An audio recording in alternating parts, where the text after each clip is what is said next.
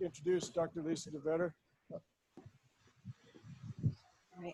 All right, for those of you that didn't hear, sounds like we're having some microphone issues.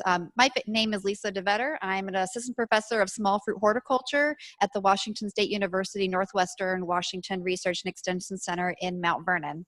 So thank you all for coming here today and listening to my talk.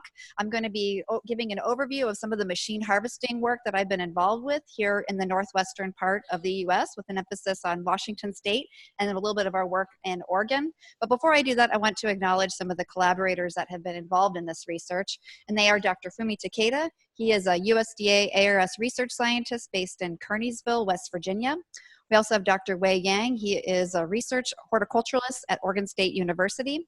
We also have Scott Korthus and Brian Foote. They are with Oxbo here in Lynden, and they have been great industry supporters and collaborators for this research. And then Dr. Charlie Lee. Dr. Charlie Lee is an engineer at the University of Georgia, and he is the lead PI who funded this initial federal grant research that funded the work from 2014 all the way through August of 2018. It will be the bulk of what I present about today. I'm just not advancing. Okay. Sure. Well, I can still talk to you. I've got a gift for that, so my husband says. Well, a lot of you know that blueberries for fresh market, they're predominantly harvested by hand, and approximately 70% of all fruit that is utilized for fresh market and blueberry is hand-picked. Now, this presents a problem. Thank you, Chris. This can present a problem because, as many of you are aware of, there is a shortage of labor, and there's other problems with labor too that's utilized for hand operations like harvesting. So we have low worker availability, we also have increasing costs of labor, and then we also have competition for this limited available labor pool from other operations. And so many people have described this issue. It's an issue that seems to be getting worse over time, and those that really study this issue point to several different solutions. One of those solutions that is repeatedly brought up is utilizing mechanization and automation in harvest operations to try to reduce our dependency on hand labor for these types of tasks. Now, you can machine pick blueberries. We do that all the time up here in Whatcom County for processed blueberries, and there are people that are able to successfully machine pick blueberries for fresh market. However, there are some consequences when you machine pick blueberries for fresh market with our current over-the-road machine harvesters. We tend to have more incidences of bruising, and growers tend to get less price for that particular fruit relative to hand harvested fruit. And if you're looking at fruit that has quality that is comparable to hand harvest, we're just not right there yet with our machine harvesters and where they're at this point in stage in time. And that's really the heart of this research, is to try to develop mechanical ways to machine pick fresh market fruit that have the quality that is comparable to hand harvested fruit. Now, contrary to popular notion, blueberry is actually a rather soft and delicate fruit, even among the firmer cultivars like Duke and Draper. And hopefully this image here in the center here, where we're looking at a cross-section of a blueberry fruit, will demonstrate that to you. So we have just one cell layer thick of an epidermis, and beneath that we have one cell layer thick of a hypodermis. And then beneath that we have a large layer of thin-walled parenchyma cell tissue. Now, I want you to notice that there's not thick cell walls there, there's not a lot of structure, there's not a lot of integrity there. And so what happens when there's an impact force to that fruit is that those cells can rupture. And when that happens, the cells die, they release their cellular contents, and we have the leakage and we have oxidation of that fruit. And what that translates to is we have low quality fruit and fruit with reduced post-harvest longevity. So not something that we want in a fresh market situation. So we can see this bruising incidence within 30 minutes after an impact force. So it's something that's visible very early on. And this slide depicts that. So what we're looking at here is we're looking at fruit that have been machine harvested with a standard over-the-row harvester. And these arrows here point to these characteristic wedge shapes. And the image here on the bottom center, where you can see this wedge shape, really highlights what bruising damage looks like in blueberry. And that wedge shape comes from the point of impact where that fruit was dropped or bruised. Now, we have responded to the problems with trying to find mechanical ways to harvest fresh market blueberry fruit, and this is really exemplified in this federally funded Specialty Crop Research Initiative grant that was led by Dr. Charlie Lee at the University of Georgia. Now, this particular project had several goals in mind. So in addition to trying to develop ways to machine harvest fresh market blueberry with fruit quality comparable to hand harvest, they also had several goals to try to develop sensor technologies and ways to assess bruising in fruit, as well as ways to detect where are key points of impact in our harvesting and our post-harvest operations. And so over the years, I think we successfully met a lot of these goals. And there's some goals that we're still working towards, and I'll talk about that a little bit later. So this is a national team. It includes scientists from the University of Georgia, from UC Berkeley, North Carolina State, Washington State University, and we represent a lot of different disciplines, all the way from plant pathology, horticulture, engineering, economics. We even have Dr. Andy Frivalis, who's at Penn State University, and he studies ergonomics. So we can learn how are the ergonomics affected by some of the different harvesting techniques that we're looking at. And we also have several great collaborators like Jim Olmsted, who used to be with the University of Florida, but now he's Driscoll's global blueberry breeder, as well as Oxbo International. So there are several things that resulted from this research. And I think one thing that has probably gotten the most attention is this berry impact recording device, or what we just casually refer to as the bird. So what this is a wireless data logging sensor. It weighs about 6.9 grams, 21 millimeters in diameter. So it's about the size of a large blueberry fruit. And you can see it in this clamshell here on your right. So what this does is that it has the ability to be tethered onto a plant and travel with fruit throughout the harvesting, transportation, and packing line process. And why that's useful is because it tells us as scientists where are the key points of impact along this process, so that when we're looking at research and trying to reduce bruising impact, we know specifically where we need to focus at for our research. So I wanted to show what the data looks like from this berry impact recording device. And so we're looking at here is a figure from a berry impact recording device that was tethered onto a blueberry plant. Then a machine ran over, or didn't run over, but it harvested the fruit along with the berry impact recording device. And so what we see here on the y-axis is the impact force measured in G's. And then we have time here on our x-axis. And so at the very beginning, when that berry impact recording device falls from the plant and it lands on the catcher plate, we see that that action of detachment and then falling onto the machine causes the most significant impact and the largest impact in that harvesting process. Following that, then the fruit will just bounce around on the catcher plates before it rolls over onto the conveyor belt. And there we also get repeated and sustained impacts that occur to the fruit. Now, once on the conveyor belt, it's relatively smooth sailing until it gets to the flat filling where there's another drop and we get more impact sustained to that fruit. So this initial data early on in the project told us when we're looking at harvesters, we want to be looking at this initial detachment and falling period, as well as when the fruit is on a catcher plate, and try to develop softer surfaces that kind of dampen that impact, and then also try to reduce the drop height during lug and flat filling. Now, something that hasn't been widely publicized is some of the work that Dr. Charlie's team has been doing on trying to find non-destructive ways to assess for bruise damage in fruit. Now, I know we have soft sorters and packing lines, we have color detectors, but we really don't have machines that can look at bruise damage specifically. And so Dr. Lee and his program was able to use near-infrared hyperspectral imaging technology and found out that bruised tissue emits a very different spectra than healthy tissue.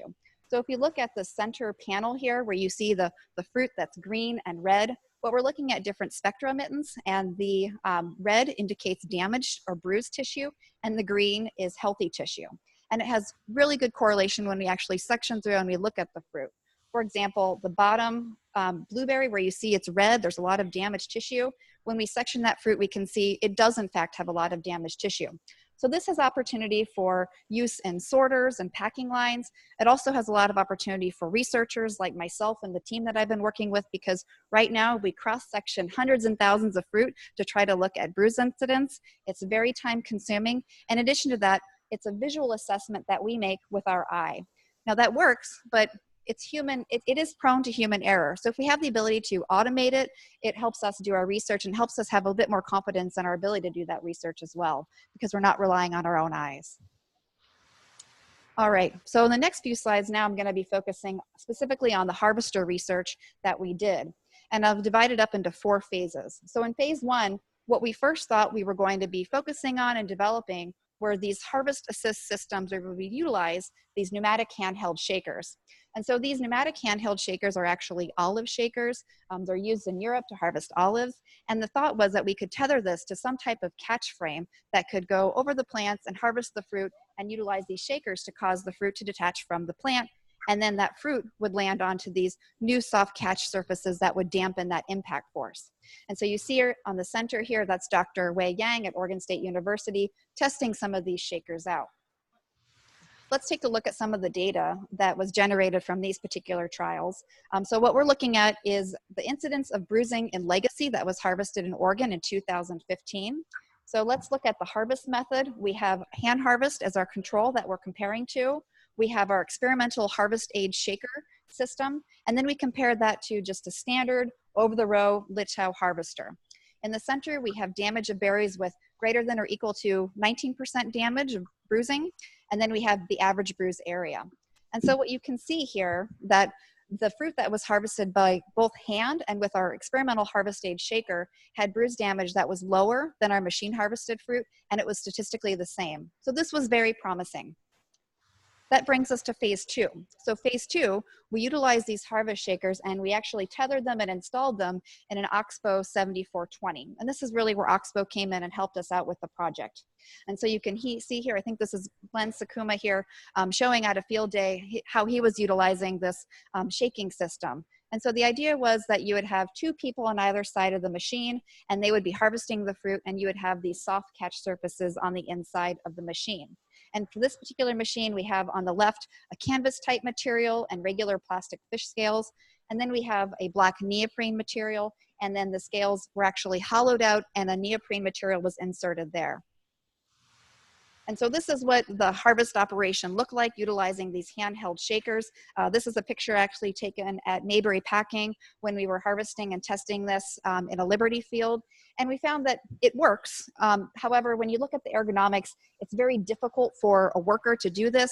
There's a huge learning curve in trying to effectively harvest and get good selectivity utilizing this harvesting method.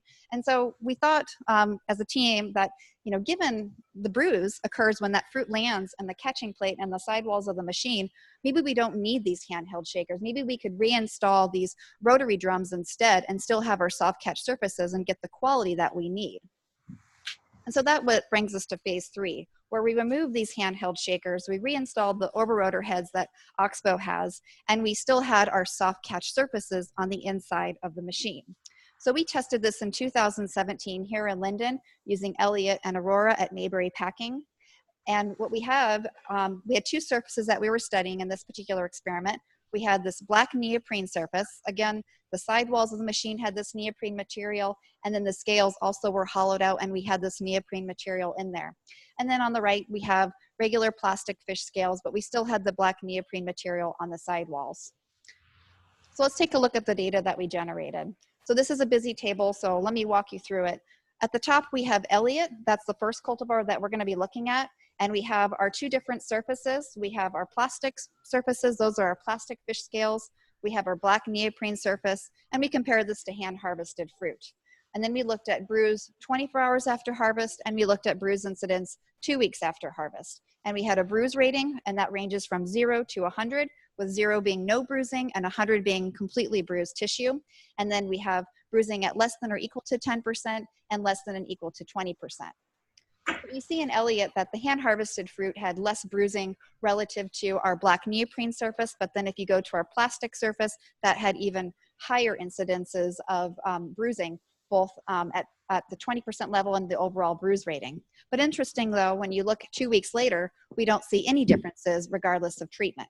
Now looking at the firmness data, all of these Elliott were actually rather firm and rather soft and not very firm. But this is an interesting observation, and I think it tells us that we're moving in the right direction with utilizing these neoprene surfaces, even though they're not exactly the same as hand harvested fruit.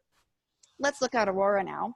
So Aurora, you can see that our hand harvested fruit was statistically the same at both the bruise rating and the 10% bruise level compared to hand harvested fruit. So that was very encouraging with Aurora. But then when we look 2 weeks after harvest, we see that our hand harvested fruit had less bruising relative than both fruit that was harvested by machine, whether it be plastic surface or the black neoprene surface. All right, so before I talk about phase 4, I want to take an intermission and tell you that the USDA SCRI project ended in August of 2018. And actually, we had very few funds to do the work here in Washington State. My role in this project was primarily outreach, but I think with just the good collaborations that we have in the Northwest, as well as the great collaborations that we have with growers and Oxbo here, we did a lot of work here in Washington State. And we wanted to keep this momentum going. So I submitted a proposal with these investigators to the Washington Blueberry Commission last year, and they funded the work here in 2018 that helped us do additional trials and look at different aspects of both harvesting and in the packing house. So the objectives of the research funded by the Washington Blueberry Commission in 2018 was to continue on with looking at harvest technologies and practices that allow us to machine pick fresh market fruit that have quality comparable to hand harvest and have good post-harvest longevity. And that's really phase 4 of the research. The additional objectives was to characterize firmness over time and also look at other attributes of fruit quality so that we can try to develop some harvest indices. We did this both in Eastern Washington and in Western Washington and with several cultivars of blueberry. I'm not going to go into the data just because of lack of time, but that's something else that we did, and we'll be repeating that experiment in 2019. We also evaluated packing lines using the berry and pack recording device for practices that could decrease fruit quality. And then of course, we're a research program, but we're also an extension program. We have an objective to extend that information to growers and to the industry. So let's focus on objective 1, and that was really where we focused on harvesting and machine harvesting. So we first did a trial in Prosser, Washington. It was part of a field day where we compared machine harvested fruit with both a plastic surface on the inside of the machine, and then this black neoprene material on the inside of the machine using an Oxbo 7040, and it was a third pick Draper field. We did our work there. We had a great field day, but one of the key feedback that we had was we need to improve the selectivity with this particular machine so we had better pack out, because we didn't meet the cutoff when it came to our selectivity and our pack out in Prosser. So we took that to heart. We went to Lynden and we had different types of experiments where we really tried to focus on different head speeds, different ground speeds, to try to improve the selectivity. And we did this in a first and second pick Draper field as well as a first pick Liberty field using an Oxbo 8040. So this is the Oxbo 8040. The reason we utilized this particular machine in 2018 was because it has less drop heights and then it has fewer drop heights and the drop heights are lower. So we thought that we could get better fruit quality. I'm a big fan of top loading machine harvesters, so I don't know if we're going to be using this again next year because the top loaders are a little bit easier, I think, to harvest and to move fruit around. But this was what we utilized in 2018. On the left here, we're looking at the front of the machine, and then on the back, which is really what I wanted to highlight, is we had these soft catching surfaces installed. This was not different between sides. It was all the black neoprene surface material that we were testing here. So the data that we collect, we looked at harvest selectivity, both in the field as well as in the pack out. We also looked at firmness using my FirmTech. We looked at the incidence of bruising, like you see here on the right. We section hundreds of fruit and we look at bruise ratings. Well, I should say we take pictures and we send that to Fumi's lab, and Fumi's technician comes up with the bruise rating because we want to keep it consistent, have one person make all the assessments for us. And then we assess both firmness and bruising 24 or 48 hours after harvest, and then 1, 2, 3, and 4 weeks after harvest. So here's some of the data that we generated in Prosser. Again, this was a third pick Draper field. Let's look at the table and kind of familiarize ourselves with it. We have the plastic surface in this particular machine as well as the neoprene surface, and we compare that to hand harvested fruit. So I'm showing here the pack out of that fruit. This was packed at the plant for the grower cropper that we were working with, and we have just firmness data. We don't have bruise data at this point because Fumi's technician is not with his program anymore, so we're finding a replacement to help us generate that bruise data. So that'll tell us a little bit more about how these treatments fared. But for now, we have firmness data to present. So what we see 48 hours after harvest, that our hand harvested fruit has higher firmness relative to either machine harvest treatments. And then when we look, interestingly, 7 days or 1 week after harvest, actually the plastic surface had higher firmness relative to both the neoprene and the hand harvested fruit. But then those differences disappear 3 and 4 weeks after harvest. And then again, we were told we needed to improve our pack out. We had 66 and 72% pack out. We need to be hitting 90 or above pack out. So we took that to heart and we moved over to Lynden and did additional trials. So let's focus on the work now that we did in Lynden here in 2018. This is our first pick Draper field, the data that I'm presenting here. So we had 3 machine harvest treatments that we compared to hand harvested fruit. Now what you see here in parentheses after the treatment is the head speed first, followed by the ground speed. And you can see that our pack out, we improved. We met our goal there. So we had anywhere from 92 to 93% pack out. And the packing house manager at Munger's Farm who packed our fruit said that the fruit quality looked very good and they were happy with it. When we look at firmness, we still see that our hand harvested fruit had higher firmness relative to our machine harvested fruit. And again, we're still waiting on the bruise incidence data. That data is pending. Now let's take a look at the Liberty field that we harvested. Part of research, I think, is going a little bit out on a limb, and I think harvesting Liberty machine pick for fresh is kind of falls into that crazy category, but we did it anyway. We wanted to see how this treatment would fare with Liberty. Let's look at our treatments. We had 5 treatments here that were machine harvested. This time we varied the head speed, which is the first number you see after each treatment, followed by the ground speed, and then the gap between the heads. And so the first thing I want to point out is that we didn't get the pack out that we got with our Draper, but for Liberty, we're actually fairly pleased with our pack out, and the packing house manager was as well. And in fact, in treatment 4, we got a 90% pack out with Liberty. When we look at our firmness data, we still see that our hand harvested fruit has higher firmness relative to our machine harvested fruit, but it's still better than just the standard over-the-row machine harvester. We wanted to get an over-the-row machine harvester that hadn't been modified like the ones we've been using in this experiment, but it was something that we just couldn't obtain during this busy harvest time.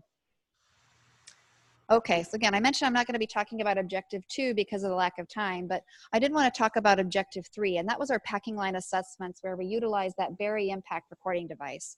So we assessed 2 packing lines here in Eastern Washington and 2 packing lines here in Western Washington using the bird sensor. We shared those results with the packing house manager. Overall, things that we look for are drop heights greater than 6 inches, and we saw very few of those, if any, and we generally had very well-designed packing lines that we observed. So that was really a positive outcome. We also did some packing line assessments, and one that we did that I thought was really interesting was to look at the impact of pre-cooling prior to packing on a packing line. And this question came to us from a grower here in Western Washington where they have ambient packing conditions, and they were curious how pre-chilling their fruit would impact fruit quality. Their concern is if they pre-chilled and then packed at ambient conditions, they would get condensation on the fruit, and that condensation could reduce the fruit quality and the post-harvest longevity. So we looked at that. We have 3 treatments. We have fruit that was not pre-chilled and just packed on ambient conditions. We had fruit that was pre-chilled to 49 degrees Fahrenheit and then packed on that same packing line at ambient conditions. And then we had fruit that was pre-chilled but not packed, just to kind of get a sense of the impact that the packing line would have. And so again, we don't have our bruise data yet, but when we look at our firmness data, we can see that the pre-chilling has a good effect on our firmness and helps maintain firmness. In fact, when we look at treatment 2, where we pre-chilled and packed at ambient, and we compare that to pre-chilled not packed, the firmness was the same after 24 hours, and it was different 1 week out, but then it was similar or the same at 2 weeks and 3 weeks out. So it looks like the pre-chilling has a good effect and helps maintain the firmness of the fruit relative to not pre-chilling. And then we also had our outreach objective.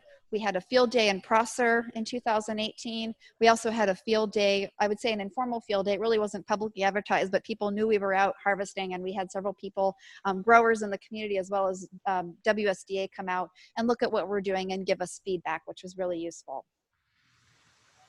So we have some next steps because the SCRI, or this federally funded project, has ended, but we have made such good progress with the machine harvesting research. We don't want to abandon it yet. We were fortunate, both myself and Dr. Wei Yang at Oregon State University were able to secure WSDA and Oregon State Department of Agriculture block grant funding to continue on with the work. And we have 5 objectives for that work. One is to continue with the development and testing of new harvest technologies that would, again, allow us to machine pick high quality fruit for fresh market that have quality comparable to hand harvested fruit. And we want to do that with high harvest efficiency. We also want to continue on with the packing line assessments. And then the 3rd and 4th objective are a bit unique, but they're also very important because when we're looking at these soft surfaces, one of the common questions we get is, This is great, but how do you clean it? Because we're concerned about GAP, we're concerned about food safety. So this is where Dr. Jen Ruchin at the University of Georgia comes in. She's been working with us on sanitization treatments at the federal for the federal grant. And what she's going to be doing for this project here in Washington and Oregon is to compare food safety risk associated with our traditional harvesting and our hand harvesting compared to our new technologies with these new soft surfaces inside the machine, and also assess the microbial quality of fruit harvested with these different techniques. In addition, we're going to be continuing on with the extension. And I also want to put a plug in and introduce this project that's funded by WSDA. Will fund another graduate student in my program, Yashin Kai, and she's going to be the new student that's going to be really focusing on this research. And we're glad to have her join the program and work on this important area of research. So we've made progress. We're not quite there yet when it comes to harvesting fruit with machines for fresh market that have the quality that we want and that's comparable to hand harvested fruit, but we're certainly making progress. Our overall goal with this research is to support the development of commercially viable and effective, durable machines that can harvest fruit for fresh market fruit. We also want to try to develop ways that are scale neutral. So right now, these over-the-road machines, we understand that they're really geared more towards larger operations. Our hope is that some of these technologies can be retrofitted and integrated into smaller machines that could be more viable for smaller field situations as well. So that scale neutrality is something too that we're looking forward to trying to address for this particular area of research. So I want to acknowledge several groups for this research. First, the funding through the USDA SCRI, as well as the Washington Blueberry Commission. Also, we have great industry collaborators. I think that's aside of advising graduate students, working with the industry is just a real benefit to my job and something I really enjoy. So a big thanks to Mayberry Packing, to Munger Farms who packed our fruit, to Olson Oasis Brothers, and to Sakuma Brothers. And then also for the technical support, Sean Watkinson, who's a technician in my program. And then we have the graduate students, Swan Zhang, Nadia Bastan, Amit Basin, and Washeen Gan, who helped me slice thousands and thousands of fruit this year and in previous years. Okay, so I'm going to take a pause there and see if there's any questions. But actually, before I do that, I would like your assistance with a survey. So this is an anonymous survey. I'm going to have my graduate students hand it out. What this survey is, basically, it's a post survey. So early on at the beginning of this project, we did a survey. We looked at your opinions, your thoughts about machine harvesting for fresh market. And then now we're doing a follow-up survey. And this was something we have to do with the grant. So if you are harvesting, whether it be for processed or for fresh, please complete the survey. In addition, if you'd like, as incentive, I have several Woods gift cards. So please, if you'd like to be eligible, write your phone number on the back of the survey. I'm going to randomly draw 2 surveys, and I'll text you and give you a Woods gift card for completing the survey. So this is really important information. So, and it shouldn't take too long to complete this survey, and I'll collect them at the end. All right. So as they do that, are there any questions? Any questions for Lisa? I got one from remote. You kind of answered it, but Sure. Let's just, since we got time. We can pretend. Any updates from FDA, USDA on restrictions of the neoprene as a food, quote, food safe surface? Yeah. So are there any restrictions? We have not been given restrictions yet, but Scott at Oxbo and the team, we've been looking at food grade neoprene surfaces. So what we're utilizing in the machine is food grade, so it shouldn't pose any problems. Where we're really focusing now is sanitization treatments and biofilm accumulation, and looking at what is the likelihood and potential for biofilm formation utilizing these new soft catching materials, and then how do we clean that effectively? Oh, I think there's a question over there. There's a question. Oh.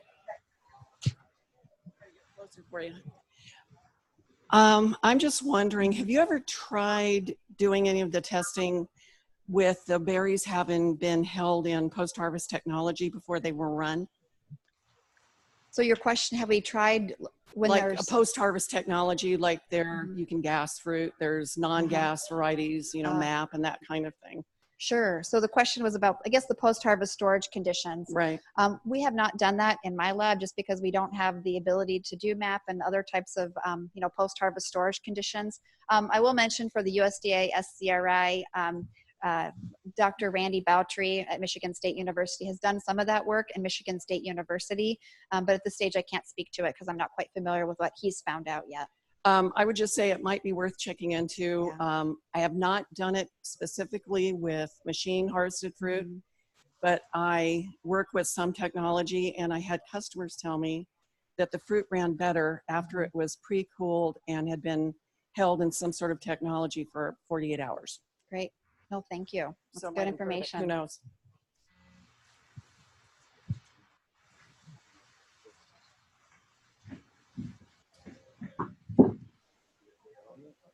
Yeah, so I can do that. Yeah, go ahead. Okay, so are there other questions that anybody has for this project? Let's see. So, okay, Chris asked me to stall a little bit. So I will be honest, we are planning something. So please stay here in this room. Please work on your survey. If you have any questions, I'm up here. I'm happy to answer them. I'm also happy to talk about any other aspects of the research. Now that's like hard to stand there and stall and talk. Yeah. I'm just curious if you have any research plans to look at the differences in different harvesters for bruising. Oh, different harvesters? Yeah, we've got, 4 here that are kind of aimed at Right. not bruising fruit. Yep. So there's several other types of harvesting technologies and companies that were brought on early with the project, like Litow and Blue Line. However, it was really Oxbo that stepped up to the table and helped us develop the machines for the testing. So we're hoping that with the next phase of the research funded by WSDA and USDA, we can hopefully bring these companies back in so that we're not just focusing on one. But that's the reason why we've been so intensive and focused with Oxbo, is that they've really just stepped up and worked with us. So, okay. So, am I good, Chris? Okay. Well, I'm going to ask, would John Mayberry please come up here? And I promise to John, this is not a roast. John, would you come up here? We're not going to roast you. I have some prepared remarks. I had to write this down. If you were here earlier this morning, there was another recognition, and I think these are the hardest types of talks to give, because when you're recognizing someone, it's hard to capture in words all that these individuals do for the industry. And so, John, Chris has helped me present, and this is on behalf of both WSU Research and Extension, the Golden Berry Award. We started this last year, and Randy Honkoop was the recipient, and this year, it was very quick in our mind that you should be the next recipient of this award. Well, thank you. Yes.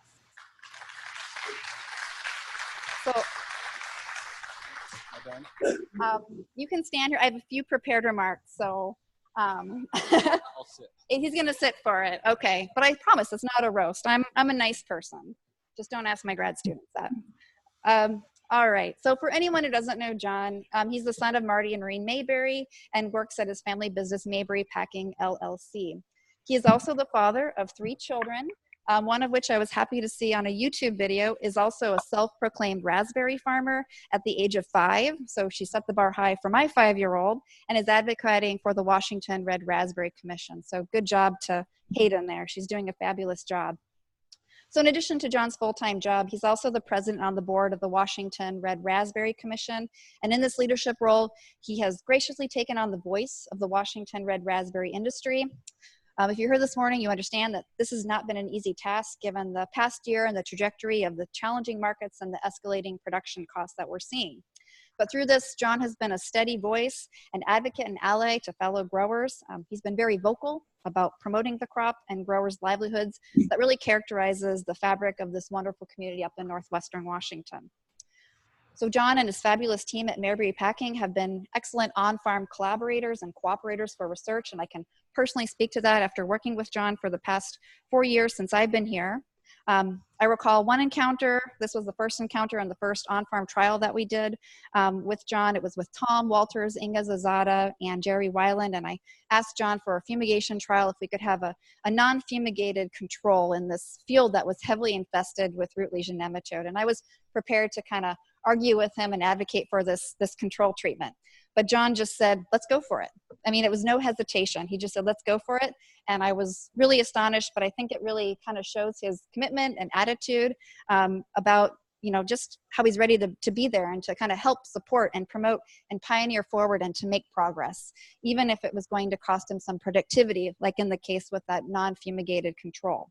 And it really did tank, that non-fumigated control treatment.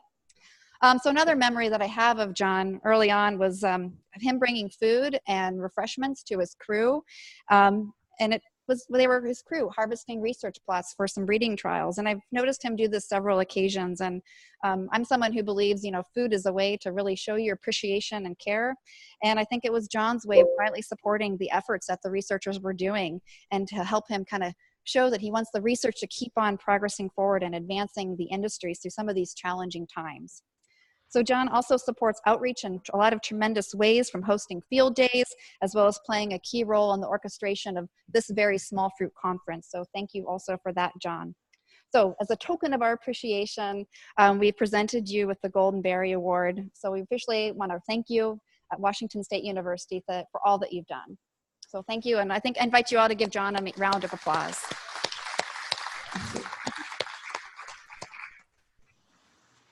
Okay.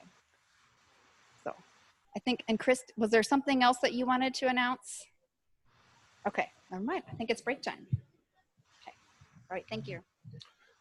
Yeah, it is break time. And we'll go ahead and start back at 2:45. So if you want to go ahead and take a stretch and then